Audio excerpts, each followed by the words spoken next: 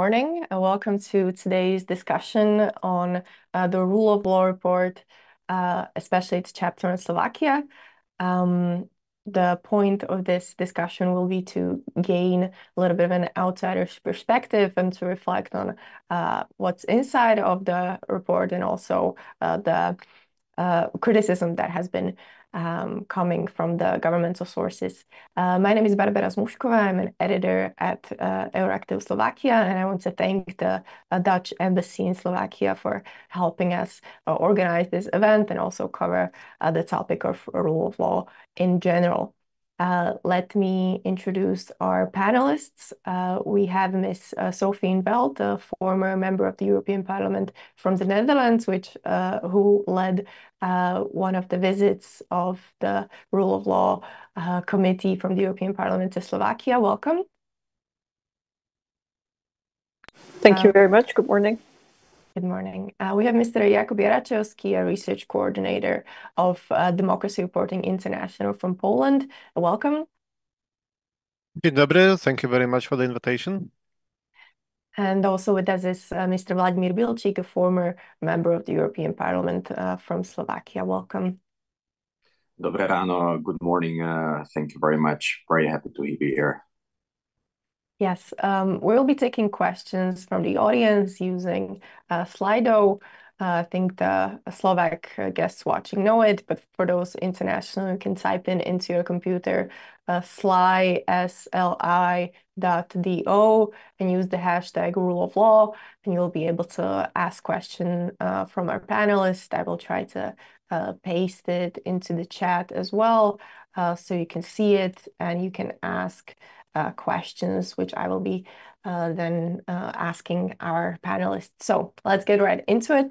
The rule of law report card was not very good for Slovakia. For 6 out of 7 of recommendations, it showed that the government made no progress. There was only some progress in the area of protection of journalists, but when it comes to judiciary independence or democratic processes, there was no progress. The report was especially critical of the government of Robert Fico's actions in amending the criminal code and dismantling the special prosecutor's office, as well as changing the functioning of the public service media.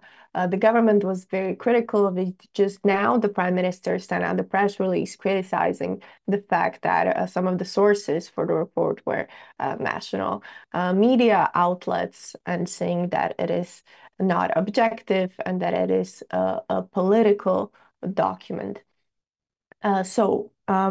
Mr. Jaraczewski, I will start with you.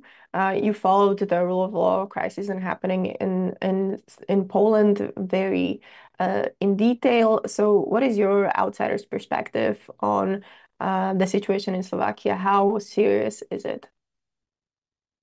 Thank you very much. Looking at what's happening currently in Slovakia, I can only say that I am noticing parallels between the various elements of takeover of the state and dismantling of the rule of law that have earlier happened in Hungary and Poland. The actions of Polish and Hungarian governments under PiS and Fidesz have developed a sort of a playbook for this liberal takeover of state institution and eroding the rule of law. And various elements of those of this playbook are now visible in Slovakia. Just to give you a couple of examples, the takeover of the public media in order to ensure that one of the primary sources of information that the general public uses to get their views about the country and the world, and for our viewers from outside the region, it's important to probably highlight that the state-owned public media serve a particular important role in Central and Eastern European countries, as a big chunk of society takes their news from the television, and in particular the state-owned television. So it has been a point of interest for both the previous government in Poland and current government in Hungary to quickly and effectively ensure control over the public media. And we're witnessing that happening in Slovakia as well. Then the prosecutor's office and prosecutors, the dismantling of the special prosecutor's office for corruption in Slovakia, and the recent charges against prosecutor Michał Surek, it's all a kind of a variation on the theme which was used both in Hungary and Poland to effectively ensure control of the government over the prosecutor's office. In Poland, the independent office of the prosecutor general has been merged back with the Minister of Justice in 2016. And then the joint Minister of Justice Prosecutor General Zbigniew Ziobro has used his formidable powers coming from wearing two hats in order to micromanage the prosecution service and to ensure that there is very little accountability towards members of the government and its allies. Investigations were being initiated, but then were either dropped or simply nothing was happening for many years. Prosecutors who tried to speak up and who tried to challenge this were being harassed, they were being moved to other cities, or they were being, in other ways, intimidated. So again, it's a playbook. One element of what's happening in Slovakia, and I think it has not received that much attention in the media so far, but it's very important, is that apparently also the National Council of Judiciary in Slovakia is also being currently in the process of being taken over. The members of the council who were appointed by the previous parliament have been dismissed.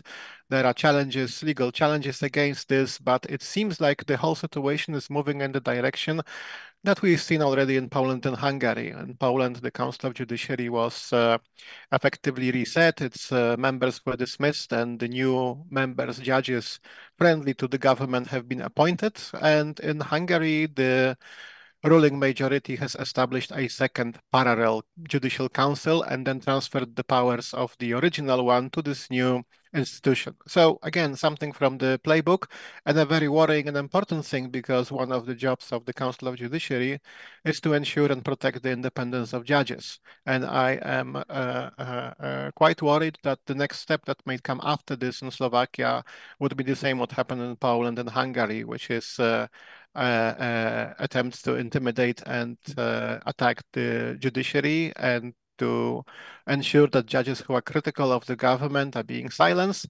and take over of the top courts. Because fortunately, as far as I have seen so far, the Slovak Constitutional Court still operates normally and has not been captured the way it has happened, for example, in Poland. And yes, this is all kind of leaving me with the feeling that Mr. Fico and his government are kind of looking into this playbook, which has been used in Hungary and Poland, are taking bits of it, are adapting it, of course, to the local Slovak particular situation, but are proceeding with implementing this playbook. And I'm afraid that this is happening at a very quick pace.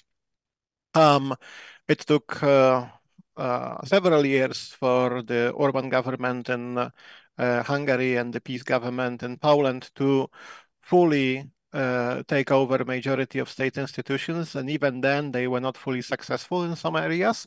But here what I see is that this is proceeding at a very quick pace, and this is worrying, because I think that, and we will probably talk more about this later today, is that Robert Fico has realized that when faced with possible opposition from the European Union, another institution, speed is of the essence, and you need to move fast and break things if you want to get away with this. So it's not a good look, I would say. I definitely can see parallels which are worrying, because all of this has to some way happened before and led us to a rule of law crisis in nearby countries.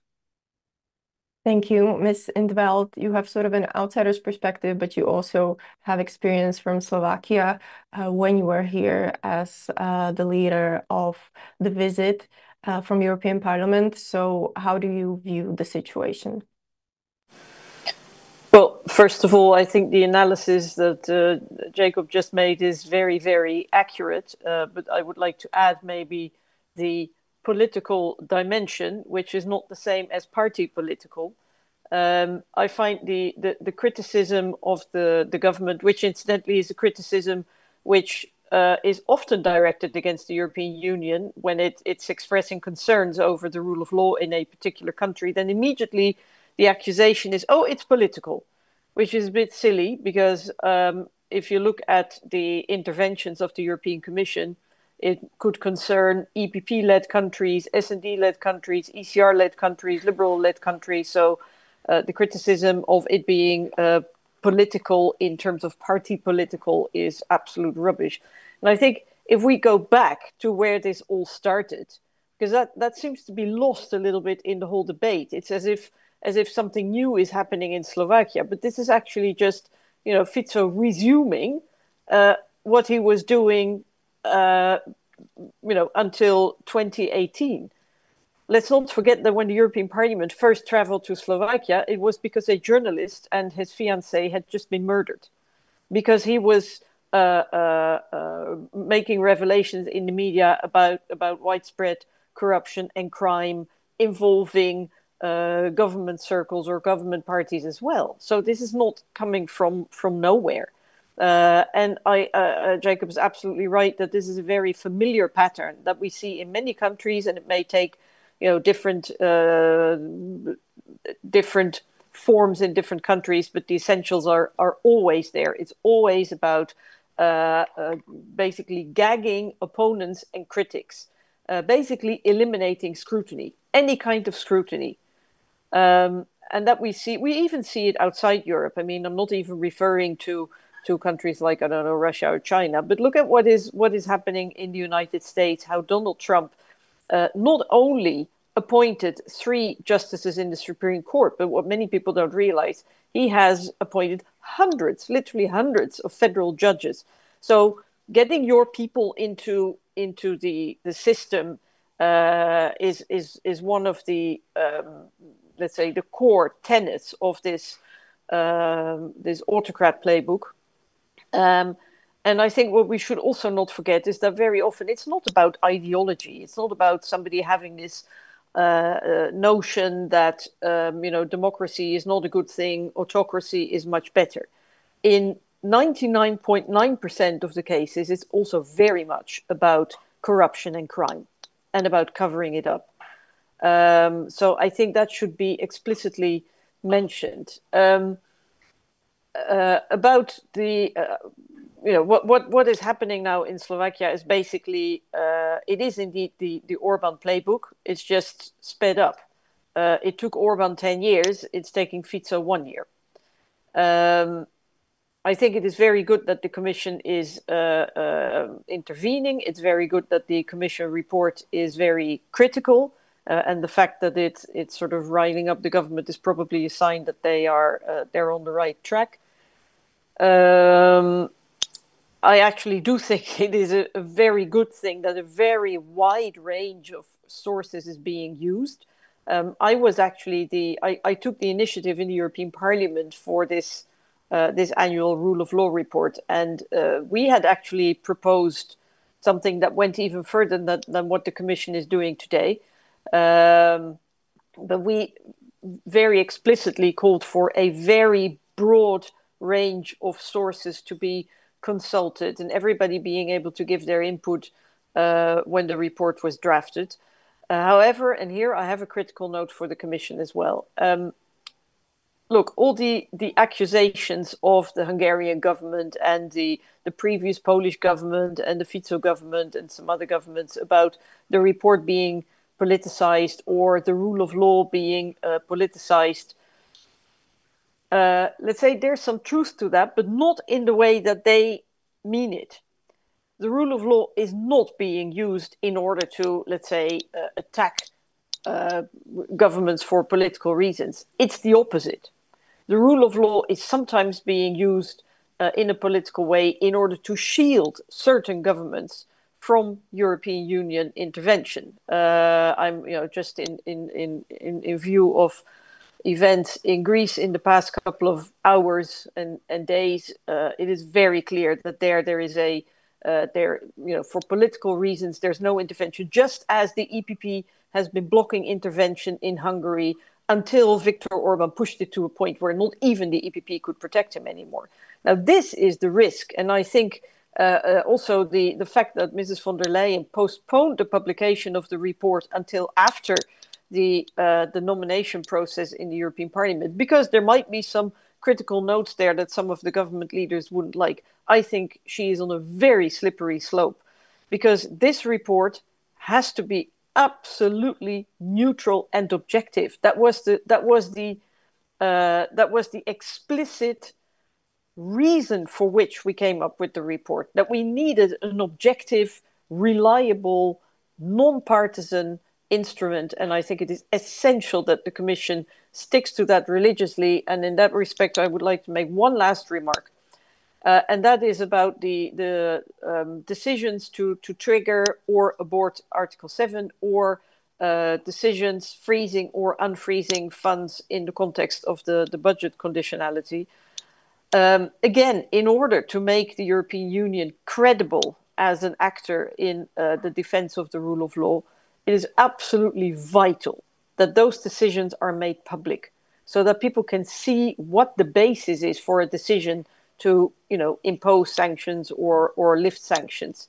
And I think here the European Parliament has missed an opportunity in the confirmation process to get that concession from the European Commission. And I would really urge President von der Leyen to be as objective and transparent as possible in order to preserve the credibility of these instruments. Thank you. Yes, thank you. Let's get right into the criticism. We have a question from the audience. The Slovak government, but also Prime Minister of Italy, Giorgia Meloni, accused the media, the national media, which was used as a source of manipulating the the European Commission report. So the question is whether the European Commission should more vocally push back against such statement. But let me ask whether the Commission should even rely on media sources in this report. Mr. Bilčík. Thank you. Thank you very much, and a very, very good morning again. I think this is an extremely timely discussion, although I realize this is taking place in the middle of summer, and probably a lot of people from the Commission and from the institutions are on vacation, well-deserved vacation.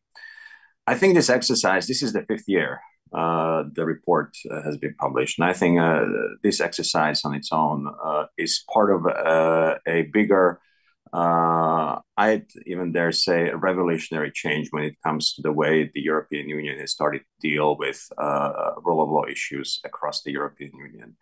When I look back at 2019 and when I look at 2024, there has been so much build up around the toolbox which helps us protect the rule of law across the European Union.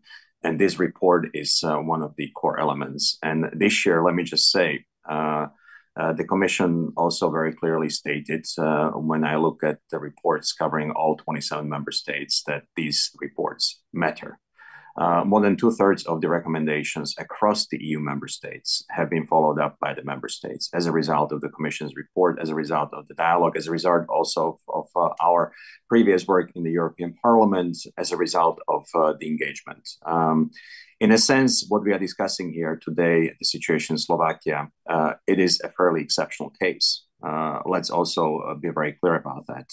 It is exceptional because publicly, the government and the governing majority refuses to engage. I also underline publicly, because behind closed doors, the government actually has been very keen to make sure that some of the legal changes which have taken place in Slovakia do not go directly against the principle of the protection of the financial interest of the European Union. This also had to do with the most recent change to the criminal code in Slovakia, which again took place in a very express, fast-track legislative procedure. And in that sense, it is clear that on the one hand, the public statements by Robert Fico and his government are very much against the EU Commission.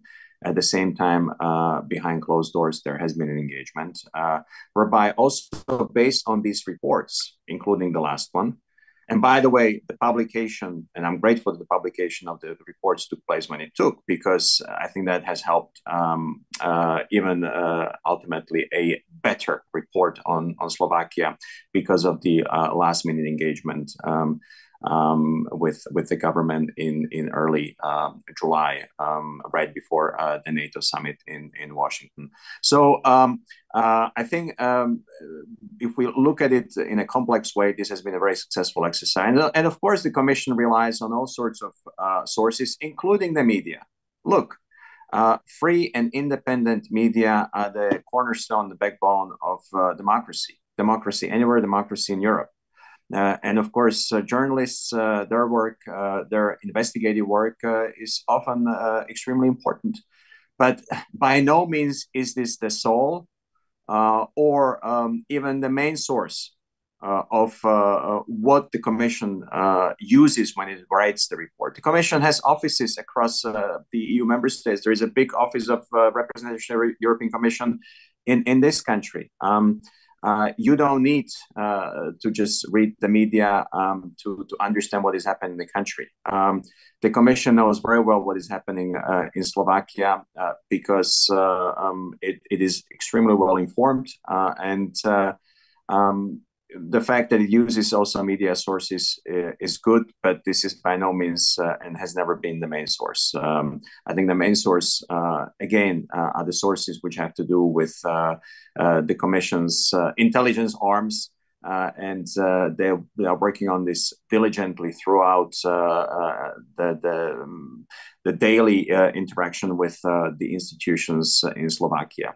And it's no surprise that some governments, including the Slovak government, attack the media, because this is one of the tactics by Robert Fico. I think Robert Fico, when he came back to power last year, is a different Robert Fico, and it's a different Fico-led government from the previous ones, because in his previous 3 terms, he actually never touched in such a fundamental way the legal framework and the institutional framework for the protection of free and independent media. He never even questioned the criminal code and the framework which we have in this regard. Robert Fico's agenda politically at the moment is about the protection of his own people, and about pure revenge for what had happened in the past to him and to people who are close to him. And that is at the moment the tragedy of Slovak politics, because he doesn't offer anything to the people beyond the protection of the people who are close to him, and beyond the revenge, which of course has potentially very negative consequences for the work of public institutions, safety and security, freedom, democracy, and justice in this country. Thank you. Mr. Jaraczewski, in your opinion, should the European Commission use media sources? As Mr. Bilčík says, the European Commission gets its information from its own people in Slovakia, so it could essentially simply write the things that are in the report as a fact and not provide additional sources from the media. In essence, they sort of work more as a bibliography, as pointers, or where you can read more about the situation. I also don't think that the articles are the only sources where the Commission are getting their information. So should it stop listing the media sources, or would that be an unnecessary concession to the government? This is a very good question. And first of all, I agree with Mr. Bilčík that robust and strong media are absolutely critical for informing about the rule of law and reporting about these developments. And as a consequence, the Commission is in principle right to draw upon the media sources. I think that there are some important caveats that the Commission should look broadly and look not only on the media that are pro-EU and supportive of the political forces that align themselves with the European Union, but also to review and, when applicable, draw upon the broader spectrum of the media and the various voices from the left and right side of the media spectrum that are frequently critical of the EU and its institutions. However, I think that also very important elements that need to be balanced is internal research by the Commission, and that's of course happening, with again the caveat that the scale matters, and so the Commission representations in the bigger countries are usually far better equipped to do this and have more resources than the ones in the smaller countries. So this is also something to be taken in mind. And of course, one important aspect of having a full picture is a dialogue with civil society and involving non-governmental organizations. And this is happening, and we can see in the report that the Commission has been engaging with civil society. However, I think that this is a little bit uneven. There are some countries where multiple NGOs have been contacted, and from what I can see, those are NGOs that represent a very broad spectrum of thematic areas, and I would kind of list them as the must talk to list of people. But in some countries, it's a little bit more sparse, and there are just a couple of NGOs contacted. So perhaps balancing, relying with media on expert input from civil society. And if I can make any recommendation that hopefully somebody from the Commission is listening to us now, is that perhaps the Commission could draw more extensively on opinions of scholars in academia who work on the rule of law. Most of the time, those people have very good knowledge of what are the international standards and domestic as well, and could provide the Commission with accurate, if of course more academic, less policy-oriented insight into what is happening in the country. Now, I think that in general, for example, I don't know the Slovak media landscape that well, but looking at the Polish report, for example, I could see that the Commission has been drawing upon a broad scope of media, including media which I would say are sympathetic or outright friendly to the former government. So there is some balance. However, I think that this media involvement needs to be balanced with other sources. And ultimately, the most important assessment should come from the Commission experts themselves. Of course, there is a lot of sources to be drawn from and be used here, including insights from other organizations such as Council of Europe or OSCE on the situation in the country. But I would say that definitely, yes, the report is best when you rely mostly on your in-house people. And of course, you consult and bring in various other sources. But you do the homework, and media reports are then a important and critical source, but a supplementary one, which is used to verify whether your assessment of what's happening in the country has actually grounding in the facts. Oh, yes, thank you. There was one criticism that I read that was because our Minister of Interior did an interview with the website Standard, which is a far-right sort of fake news type of website.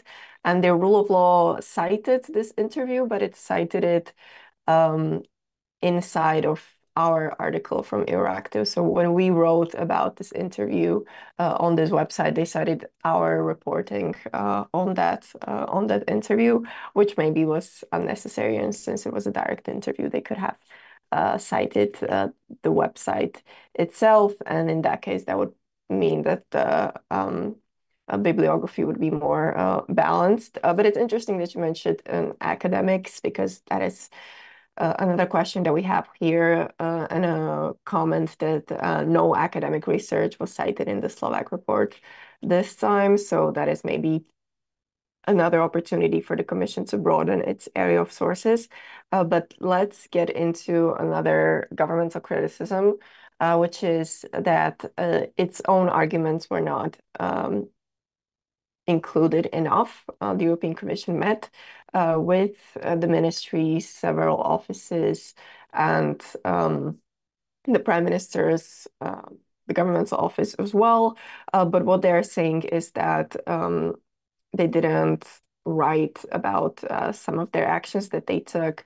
And they obviously have a very different reading about their reforms that they're making. They they're saying that they're fixing some of the corruption and rule of law sliding that was happening in the previous governments. They obviously understand the investigations into themselves as an anti-rule of law action.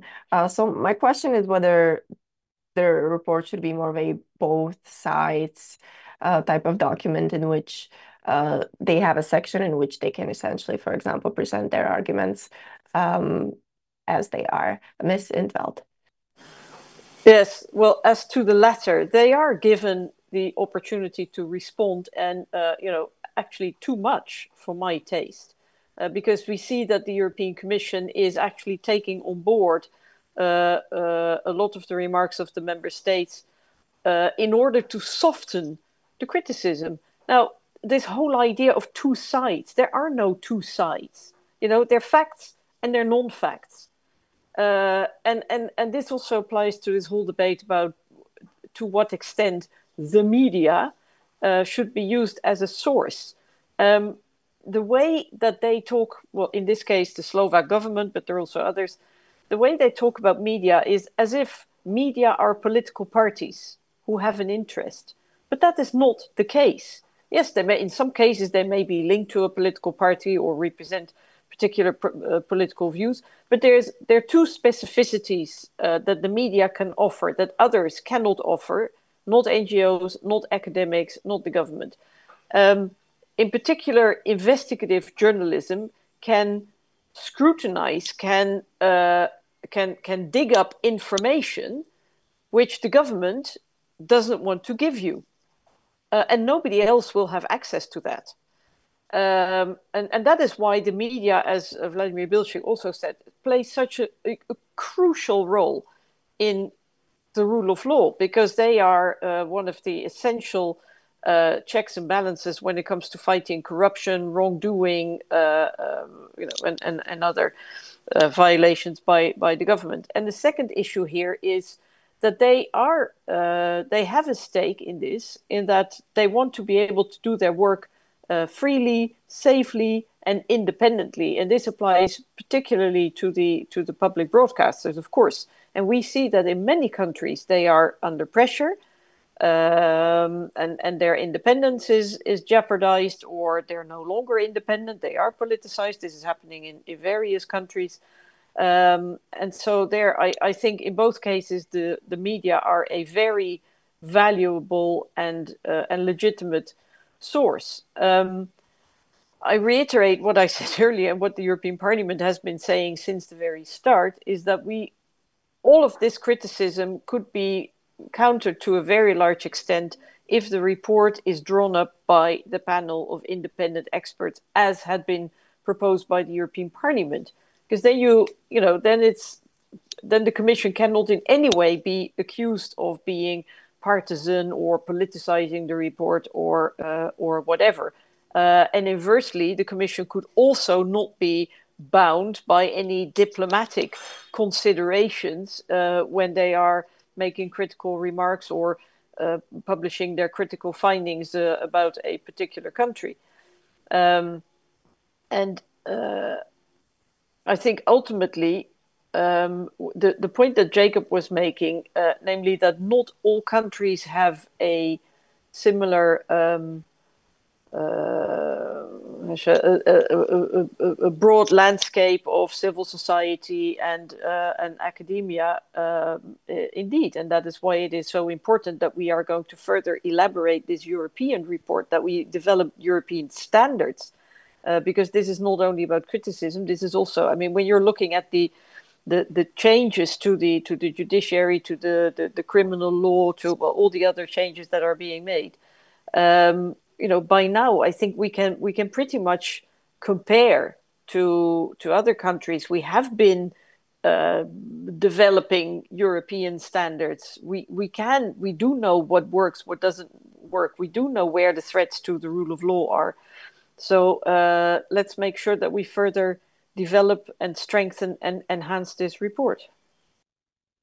Thank you. Mr. Bilčík, maybe your last comments on this report, either whether the methodology should be changed, whether it should be drawn up by a panel of experts. And then also maybe in regards to the communication of the European Commission, when the government is saying that it shouldn't use media sources and when it's saying that it's not objective and is a tool of the opposition, should the Commission come out and reply? Look, the Commission has been doing this exercise for the past 5 years, and everyone has had a chance. Everyone who has stakes in this has had a chance to engage the Commission on this. For the past 5 years, we've led a dialogue with the European Commission on these reports in the European Parliament in various fora, including the Democracy, Rule of Law, and Fundamental Rights Monitoring Group, where Sophie and I we're working together and looking at issues related to rule of law across the European Union. There is an ongoing dialogue with the Council, with the Member States on the basis of this report. If there are any issues and questions, this is the place to address this in a direct conversation with the European Commission. This is precisely what is going to be happening in the next few weeks, next few months, with the Commission and the Member States, and these issues can be and should be raised. But I quite frankly refuse to have also our own discussion framed by a single criticism of the Slovak government, which basically tries to question the process and the methodology of this reporting.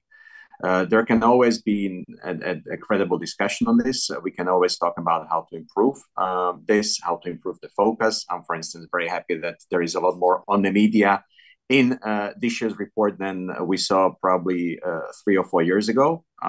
It wasn't as present. I'm also pleased that candidate countries from the Western Balkans are included in this.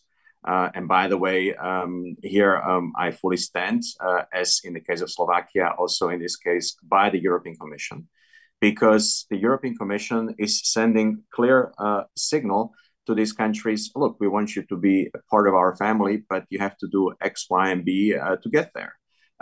This is about the credibility. And all of those who don't like the contents try to question the process and the credibility. I do believe that experts, as much as journalists, ought to be engaged and involved. But I also differ here from Sophie's view on the panel of independent experts. I think this report should be fully in the hands of the Commission. The Commission has the mandate, has the power, has the credibility. It can rely on all sorts of sources, and it should. But ultimately, this is the Commission's document. This is what it gives it, the public standing, the power to engage with member states, with the other institutions, and to use it as a tool towards positive change.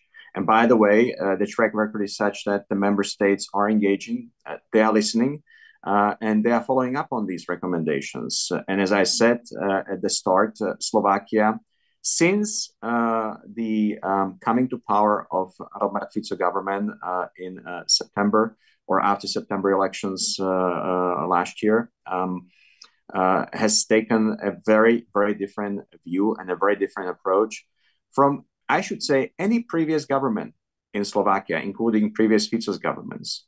There has never been such vocal, direct, really consistent criticism and sets of attacks against the EU and EU institutions, as we have seen since the fall of last year. And this is part of the strategy that the government is using.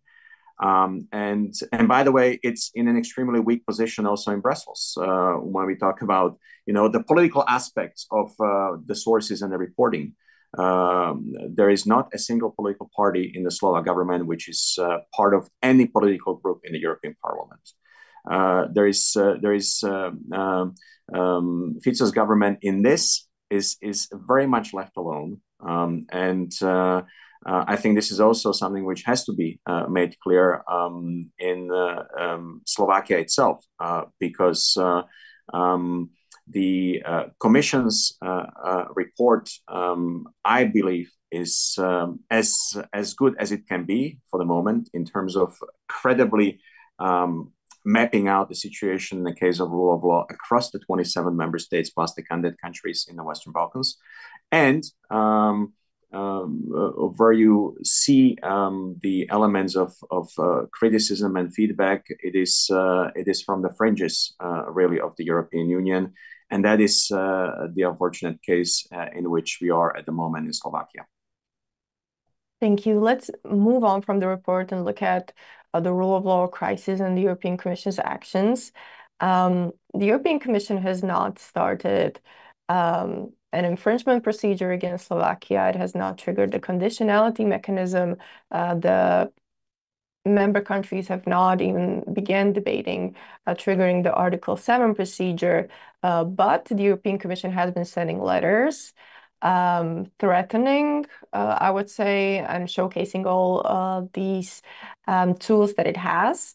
And it has, I would say, resulted in various changes. For example, in the criminal code, which has been amended, the Slovak government has only in July pushed through various amendments which sort of take back some of the steps that have been taken, specifically when it comes to the financial interests of the European Union. So the penalties have been going back up, and the prison sentences, which before were not guaranteed, are appearing again in the criminal law. Additionally, the government has so far suspended some of its plans regarding diluting the whistleblower protection and the foreign agent NGO bill after criticism, which included the European Commission criticism. Obviously, it is still saying that it has these plans for the future, but it seems that the European Commission's threats have worked at least to some extent. So how do you evaluate the Commission's approach here, Mr. Jaraczewski? So when it comes to the Commission's actions regarding backsliding of the rule of law, I think that, again, what we need to do is to draw experiences from what happened in Hungary and Poland. And that was that the Commission was too slow, and that the enforcement came way too late in case of Hungary, and only at the last possible moment in case of Poland. And I think it's important because I think I agree with Vladimir that this Robert Fico of today, of this government, is different from the Robert Fico of yesterday. Fico has always been kind of perceived as the problematic, but not to the extent that Viktor Orban in Hungary or Jarosław Kaczyński, the chairman of PiS in Poland, have been. And that unlike those two gentlemen who were ready to openly challenge the European Commission and EU institutions, and who were, well, in case of Hungary, it's impossible to not mention once again the metaphor of Orban dancing the Charadash dance with the European Commission, making 2 steps back and 1 step forward. But in general, and the Polish government also took some absolutely reckless moves with attempts, for example, to take over the private TV broadcasters or to reset the entire Supreme Court. And you know, Fico, on the background of this, was always seen as the more careful one and the one that would probably back down if faced with some resistance. But now he seems to be far more reckless. So the Commission should act fast, and infringement procedures and the rule of law conditionality should be absolutely on the table. From what I'm seeing, the Commission is still a little bit reluctant. There could be several sources for this reluctance, and I think reluctance, and one thing important source is probably the timing. We now have new commission incoming. We will have new people dealing with the rule of law, and we will have probably a different approach given the changed political setup. So there might have been a reluctance to launch any actions until the new commissioners are in place, the new setup of the parliament is known, and of course the president of the commission is confirmed. But this is losing time, and I think that absolutely the lesson from the Hungarian and Polish situation is that if you sleep on this, then bad things will happen. the new Polish government now is trying to repair the damage to the rule of law that was incurred over 8 years. And it is a very difficult process because those 8 years have allowed the previous government to entrench several institutions and people and make them impossible to remove if you want to follow the letter of law. And the Polish government is still struggling with established entrenched institutions such as the Council of Judiciary or the Constitutional Court. The more time the Commission leaves, the more of this entrenchment will happen in Slovakia, and the more difficult it will be for a future, hopefully more pro-democratic government to repair the country and to rebuild the rule of law. So I think that absolutely the infringement procedures should be announced, that the rule of law conditionality should be on the table. And one more important thing perhaps is that the experiences from Poland and Hungary are giving us a clear lesson that only financial pressure works. Only once you threaten the governments with taking away the money, or you actually block this money, there you can see progress. We could clearly see this in Poland only after the European Commission withheld the recovery fund and cohesion funds, a massive amount of over 130 billion euros.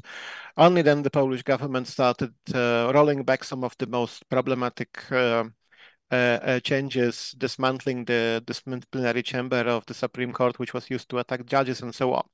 Financial pressure works, nothing else does. Dialogues and conversations are simply being abused to stall for time and to prolong. Viktor Orban has been the master of this of pretending that he's working on some changes and continuing the dialogue when nothing was happening.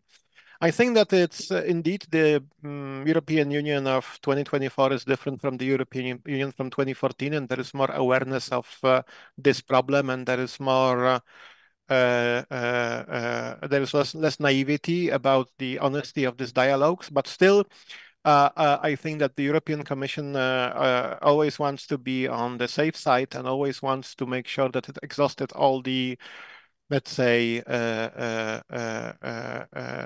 all the dialogue options before it reaches towards stronger action.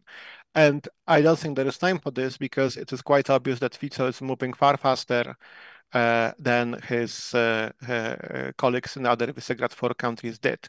So there is little time, and the time will only get smaller, while any stalling or delaying could simply make it more difficult than to bring things back to fully democratic standards. Yes, you mentioned the recovery fund, and that is one thing that I didn't mention yet. This is a bit complicated, but for the Fico's government, it is waiting for money from the fourth payment request under the recovery fund, and the Commission has been withholding it for a few months also because of rule of law issues. But a surprising move that it made, which is that it in its preliminary assessment, it gave it a go-ahead, it gave it the green light, saying that it did not evaluate the rule of law conditions because the Constitutional Court suspended some of its parts. And it said that since the criminal code was suspended largely by the Constitutional Court, that is why it gave the preliminary okay to the recovery fund. But now the Constitutional Court lifted the suspension and said that the reform is largely not unconstitutional. So this gives the European Commission a little bit more of a leeway between the preliminary assessment and the final disbursement of the money. So that is going to be an interesting thing to see because it is now, as you mentioned, the new Commission has been formed. But Ms. Indveld, do you agree that the Commission is still moving too slow? Yes, I think every word of Mr. Jaraczewski is really absolutely spot on. Time is of the essence, and you'd think that we have learned our lesson first with Hungary and then with Poland. I mean, if you see how much power Orban still wields in the European Union, how it has been impossible to suspend his voting rights. I mean, look at what's happening right now. I think. Yes, the Commission and the European Union at large have been far too slow, far too cautious. the Commission still is, and I'm not just referring to Slovakia here, when it comes to the infringement proceedings, the Commission tends to say, well, we only want to launch them when we're 100% certain that we're going to win. Well, that is silly. That's silly. I mean, you go to court and you have no 100% guarantee. You go to court because you feel that a violation has been committed. And the problem is that we see more and more in certain countries, not specifically Slovakia, let's say strategic litigation by NGOs, by other actors, by individuals who, 99% of cases are won. And those cases should have been brought by the European Commission. The Commission is responsible for public enforcement, and the Commission is not doing that job. The second thing I would like to raise, because Vladimír Bilčík touched upon it very briefly, but we haven't talked about it at all, is the role of the Council and the European Council. Why is it that we seem to think that the rule of law is not a matter for the Council and the European Council? They seem to take no responsibility at all. Every time we have to really, force them in order to even have a very general, reluctant debate about Hungary and Poland a little bit. But, these things are, the people that we're talking about, the government leaders, they are sitting around the table. The ministers, they are meeting up, they're sitting around the table. And they're quiet about these things, as if nothing is happening. And they're all too happy that the European Parliament and the European Commission are the institutions raising these issues. And sometimes it is the Ombudsman, sometimes it's the European Public Prosecutor, who's also playing a very important role and who is actually not holding back. I would actually like to sing the praise here of EPO. I think it is the best functioning European body at the moment. And it has also been briefly mentioned, apparently in circles of the Council, the European Council in particular, and this is spilling over into the European Commission, the criterion for any action to be taken doesn't seem to be whether a government is taking a sledgehammer to the rule of law. The criterion seems to be whether or not they're a troublemaker in the European Council. And that shouldn't be the criterion. But this we see government leaders and governments who are in countries where the rule of law is heavily under threat, really, alarm code red. But they're being good boys and girls in the European Council, and therefore they're left in peace. And the only time that in the European Council anybody is getting upset about Viktor Orban is when he is blocking decisions. When he's being difficult. It's not because he has completely and totally destroyed the democratic rule in his country. It's because he's being difficult in the Council. So, and that shouldn't be the criterion. So I think we should also put a lot more responsibility on the Council, and in particular the European Council, for the rule of law in the European Union as a whole. And that also applies to Fico, because Vladimir rightfully points out that he doesn't belong to any political family at the moment, not really. So they should have a very open debate when they're all sitting around the table. Thank you. I think it's an interesting topic about European Council because the expectations for it are so low, and everyone understands that the chance of it acting swiftly is so low that the calls are really only going to Commission, where there is at least a possibility to push it towards one direction. But that's my opinion. Mr. Bilčík, do you think the Commission should have already pushed through an infringement procedure or the conditionality mechanism, or should the Council start discussing the Article 7 in Slovakia's case?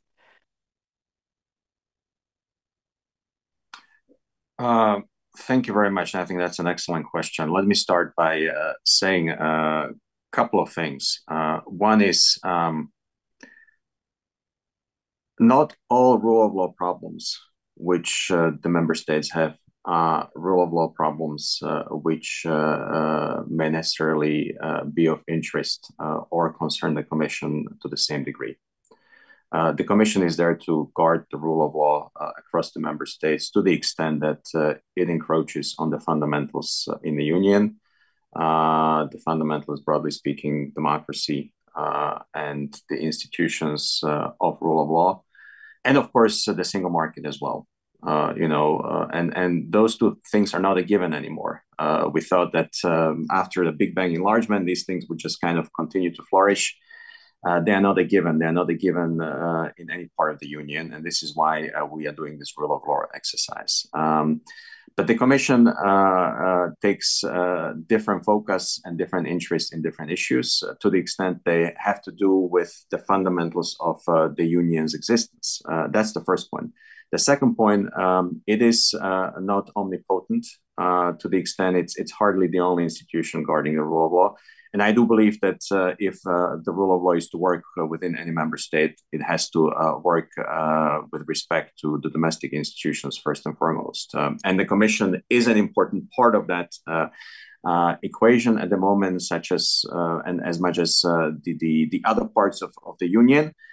But really, the fight goes on in Brussels as much as it has to go on in a given member state, and this has to work hand in hand. And the last point, the Commission is also learning by doing certain things. This exercise has expanded; it has grown for the past 5 years when it comes to the reports. And it's just one tool that the Commission has. You've mentioned infringement. You've mentioned, there are other issues that the Commission could do, Article 7, financial conditionality. But it has to think of other issues as well. And Jakub Jaraczewski was very right to point out the issue we have in Poland and we might face in Hungary at some point.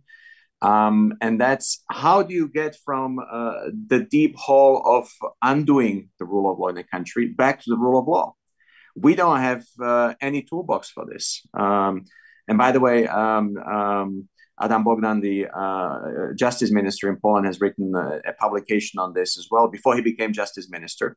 And I think this is something which we also have to look at in addition to thinking about how we guard the rule of law. So this is, a broader introduction in terms of how I view the problems which we are facing and the position the Commission is in. And I will not defend Commission on everything, but I also want to say that the Commission is our best case here. And it's probably still the best informed body in terms of the ability it has to draw all the information from all the public and non-public sources to make the best decision. And I agree, it can go to court. At some point, it should go to court. But I think it also has to think about its own credibility and kind of long-term consequences of any decisions it takes. So here, I think the best judge is and will remain the Commission. I agree with Jakub that at the moment it's in a bit of a politically weak position because we are in this transition arrangement. But I do hope that the rule of law issues are going to be even more prominent with the next Commission. They have to be by the nature of the problems which we are facing internally inside the European Union. And that gives me hope the Commission will take the right decisions. I am not here to judge whether the Commission should have acted or not. I just know, also from not just public, but also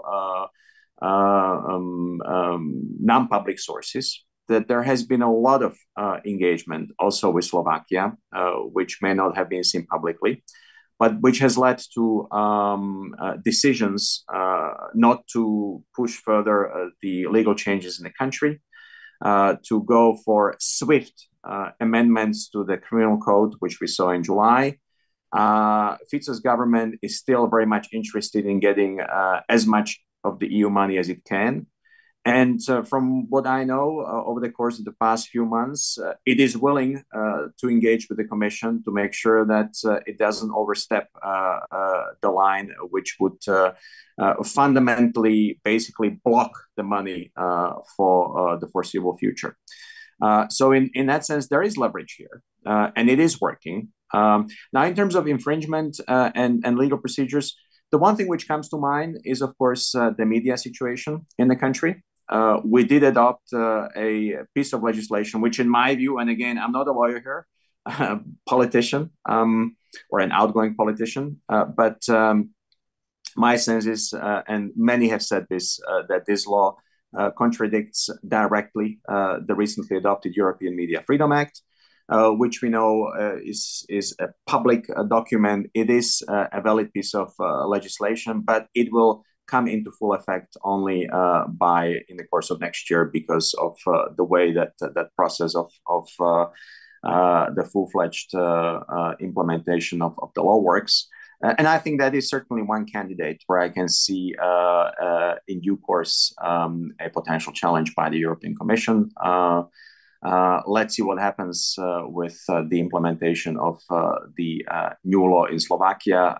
But then there can be other candidates as well, including the ones related to rule of law conditionality, because I think, and this is the last point I will make here, and it's also clear from the Commission's report, we shouldn't just look at the legal changes. We should also look at the institutional changes. And one of the worries, and I'm glad Sophie mentioned EPO, because EPO has become the guardian of the financial interest across the EU member states, both directly and indirectly. But if this guardianship is to work, it has to rely on genuine and credible cooperation with domestic institutions, both in the police force and in the justice system. And I think this is where we are facing a huge challenge, however much even Fico's government passed on the responsibility for a number of corruption cases to EPO.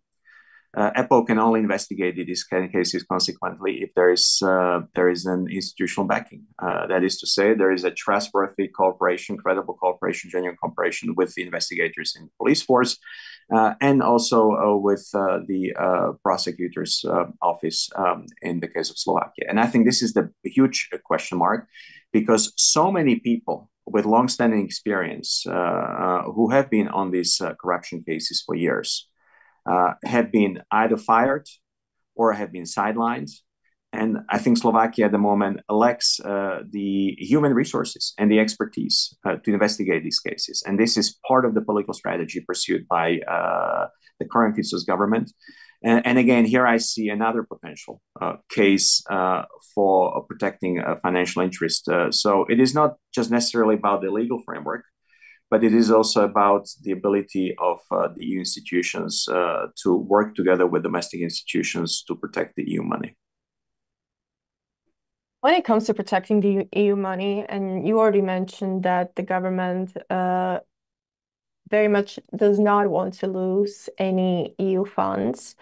So it is sort of doing that dance that when it feels that EU Commission action is inevitable, it takes a step back. So what we saw in the criminal code, that the areas which concern EU financial interests the changes have been rolled back to the original wording of the criminal code. So my question is, and my worry is that there will be a creation of sort of this two-track system in which anything that concerns EU money and in which the European Commission has leverage will be protected enough, at least on paper. But the situation that we have now is that the criminal code has been diluted when it comes to Slovak financial interests and the institutions which, let's say, only concern Slovak domestic space and in which the European Union does not have competences. So what do you think? Is that a possible scenario for Slovakia, Mr. Jaraczewski? I think that this is a very interesting aspect of the EU's approach to the rule of law and enforcement. That is continuously draws or attempts to draw a strong link between the rule of law and EU money. And this has been a consistent element of the EU's enforcement of values story, is that there was always this financial link of a sort.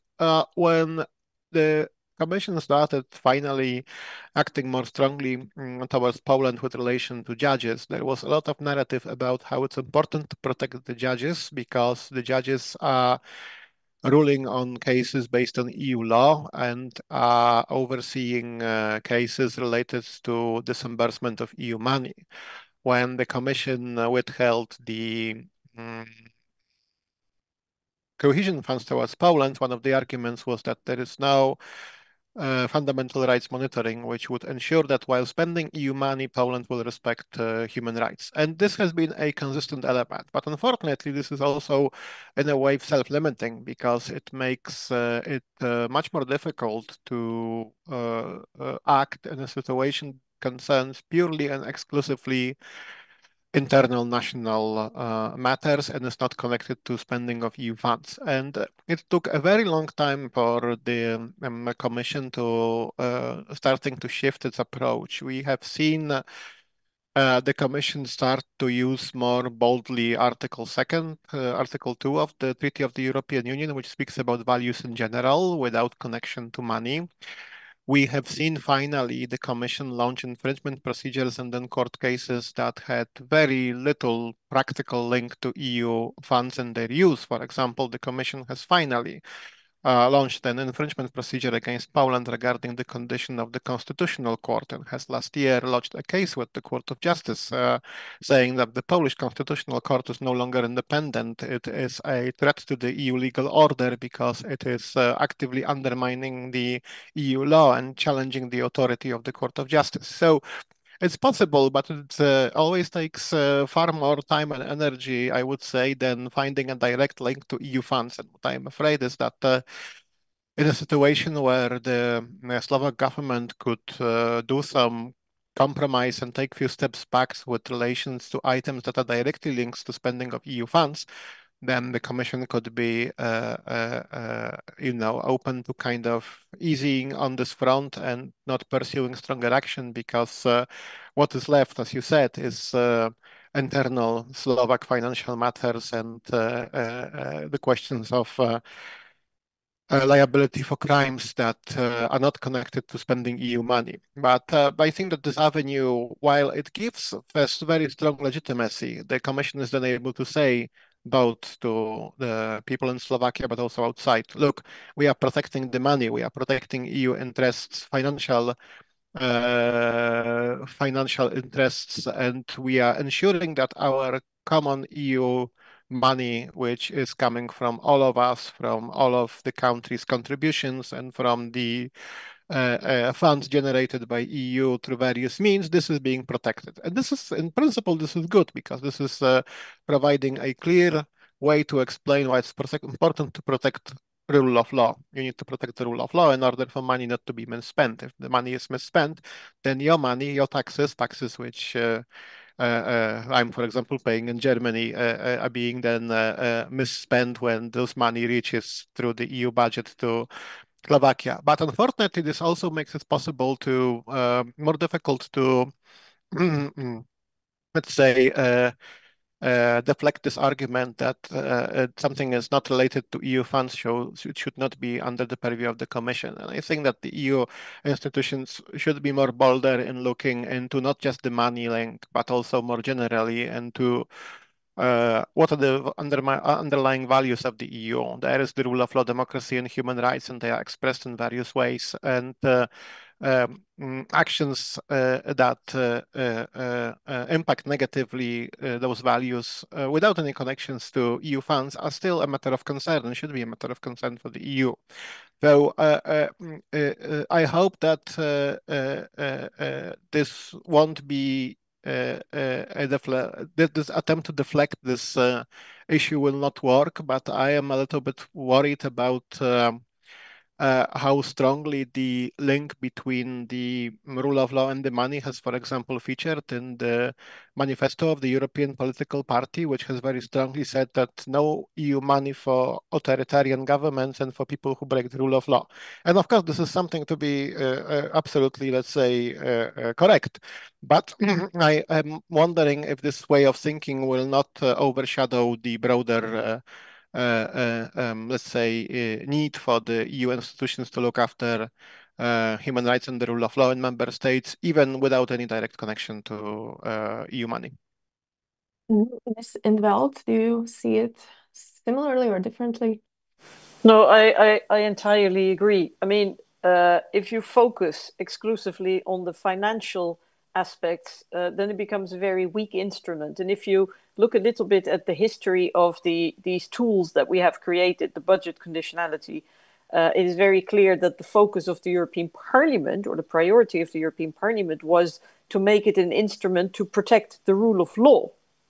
That focus was shifted by the European Council, assisted, helped by the European Commission, by the President of the European Commission.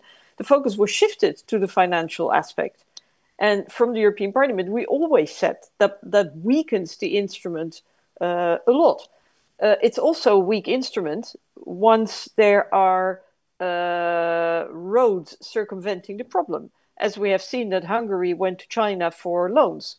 And I suppose in the end, they're going to be in trouble. It is probably not a very good solution, but that means that the value of budget conditionality as a financial instrument, its value as leverage evaporates. So I entirely agree with Mr. Jaraczewski that it shouldn't be, I mean, it's a strong instrument, but it shouldn't be the only one. And there, I slightly disagree with Mr. Bilčík. I do think that the European Commission should be a lot more assertive. And, you know, dialogue is all fine and dandy, but there's a limit to what you can do in dialogue. And dialogue is not very transparent. And what we have seen over the last 20 years is that the European Commission has systematically replaced proper enforcement tools by dialogue. And in such a dialogue, the government is the sole interlocutor. Whereas if you have a proper formal procedure, it's more transparent. There can be other stakeholders. People can express their views. And you know, dialogue in a way is soft. And if you want, you know, to speak softly, you have to at least carry a big stick. And I think if you look at many of the cases that the Commission took to court after far too long hesitation, or cases which have been brought by others, you can see that the success rates are close to 100%. So, you know, why the hesitation? Why? Is the Commission afraid to cross a national government? Well, it shouldn't be, because this is, and I have seen, I mean, I've been in European politics in various positions for 30 years, and I've seen a massive shift from the European Commission really being this community institution, feeling the responsibility for the general interest, to a body which is cozying up to national governments. And that becomes problematic when the European Commission has to enforce the law. This is where intergovernmental Europe becomes very, very weak, dangerously weak. And I think I agree a lot with what both other speakers have said, that the fact that the Commission is very too cautious, too slow, too hesitant to intervene,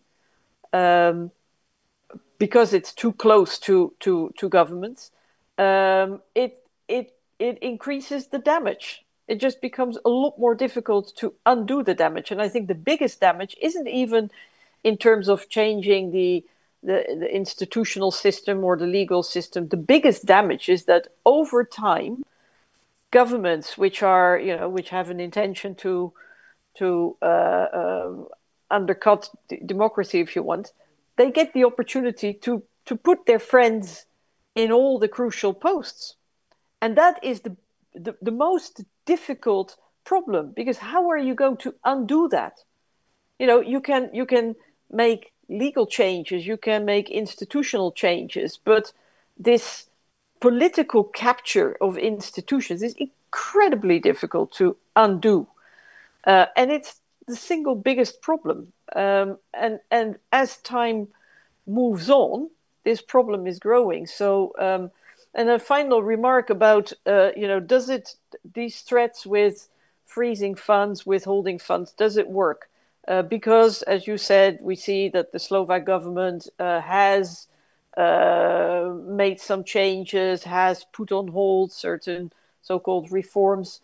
To be honest, I don't believe so, because I wouldn't be surprised if the Fico government has studied very closely what Viktor Orban is doing and what he has been doing for 14 years. And that is, he announces big, unacceptable reforms with a lot of aplomb, with a lot of noise.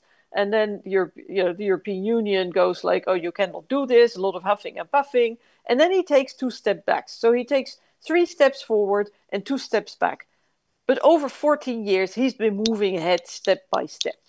So ultimately, no, I do not think that it is enough. I do not believe that it is, if you exclusively focus on this financial instrument because it seems to give you more leverage than the other instruments, I do not think that is enough. I do think that we need to accept that the European Union is a political entity. You cannot isolate the member states if rule of law issues are not purely national issues, because any member state is a part of this whole European Union. So if the rule of law is sick in one member state, the whole European Union is sick. You cannot dissociate the two.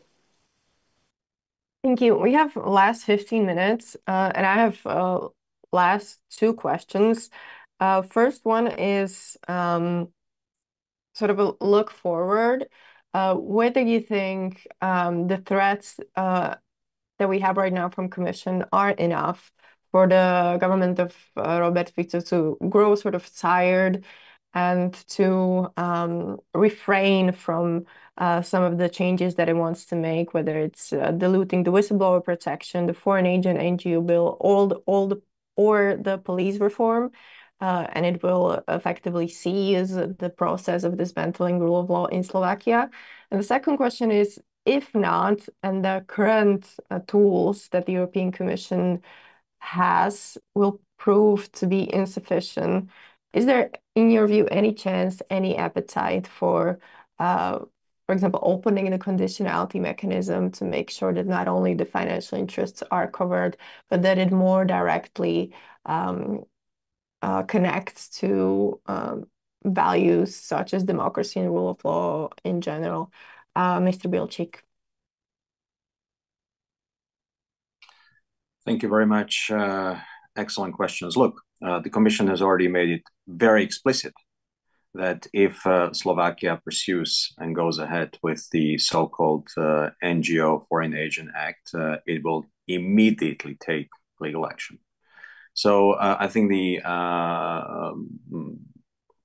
position of the Commission is pretty clear and has been pretty clear on these issues.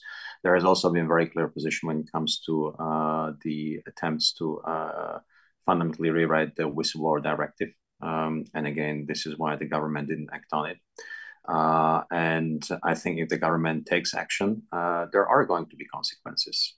All the more so that, yes, we are living in a political arena of European politics. And the Slovak government's position in this sense, and I say it as an opposition politician, is unfortunately extremely weak.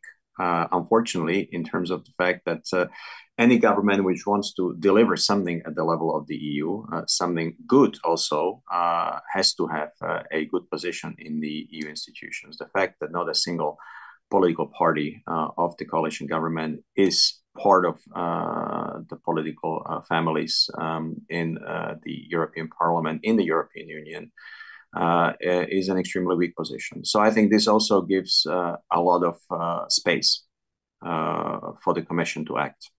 And I hope that space is used to the fullest potential. Having in mind the caveat which I already said, I think the Commission has to think twice and 3 times about the consequences of its actions with respect to a single case, a single member state, for the overall integrity of the EU political space and the EU law especially. But I think that the Commission is in a very solid position to act on any wrongdoings and overstepping by the Fico government. Let me just say, Fico government has a majority of 4 MPs in the parliament at the moment. It does not have a constitutional majority. It is in a different position from the Orban-led government in Hungary. And I'd even say it is in a somewhat of a different position in terms of the power than the Kaczynski-led government in Poland, especially in its second term. And that gives me some hope. But I think the crucial thing here, in terms of looking ahead into the future, is that the Commission safeguards the public space, helps safeguard the public space in Slovakia more broadly.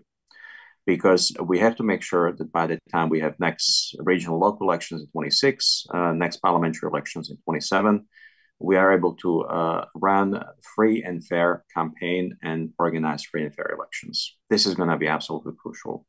And there was a big question mark around these issues already in the past in the case of both Poland and Hungary. And I think this is what ultimately should be also the focus of the work, not just in the Commission, but also in the new European Parliament, which I hope picks up the rule of law issues even more seriously than the previous one. And that would be also my hopeful message in terms of what can happen in Slovakia.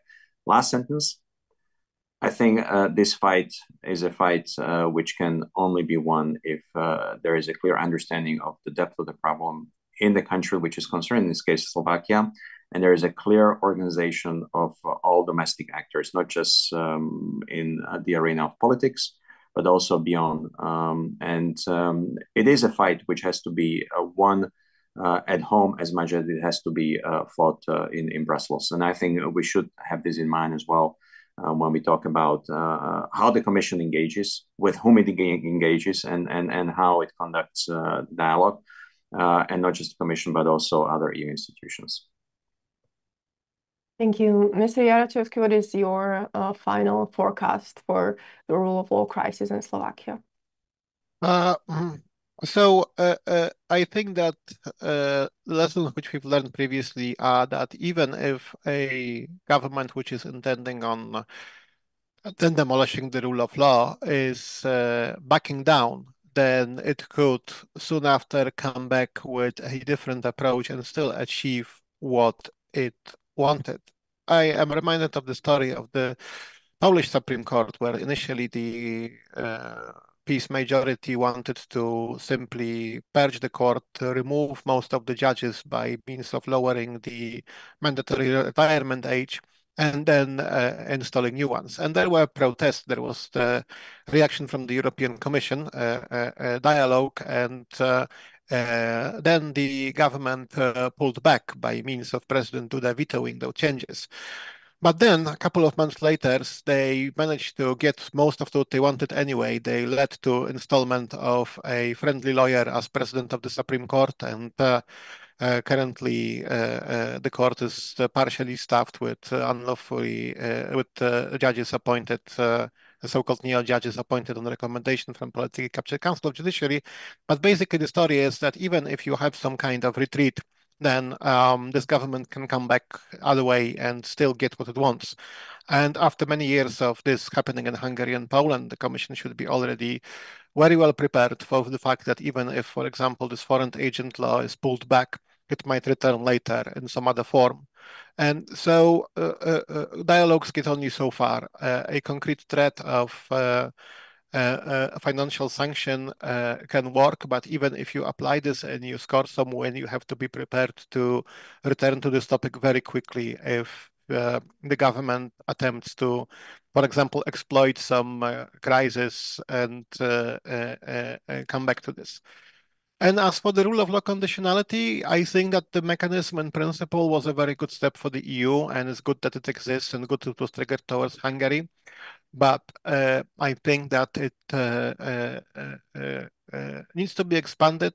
And again, this strong link between conditionality and EU funds, which has been the cornerstone, is good, but the EU should look into expanding the mechanism towards situations which don't speak directly to EU funds.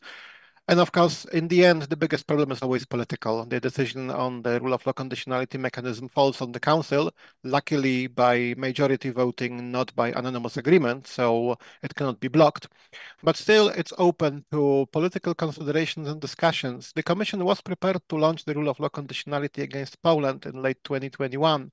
There was already exchange of letters on this. But then when the war in Ukraine broke out and Poland began accepting millions of refugees and started playing a very important role in the supporting Ukraine, the Commission relented, and I cannot see any other explanation in politics. So ultimately, and we didn't talk much about the Council, but still, it's down to the governments, and it's down to them treating the rule of law seriously and not kind of signing on this of being exclusively a Commission thing. There has to be awareness that the rule of law needs to be protected, and all the EU member states needs to do their part as long as they genuinely want to support the values that they express. Thank you. Thank you. And Mr. Bilčík, maybe if you have any last remarks, maybe message to some of our international viewers on what to watch out for in Slovakia.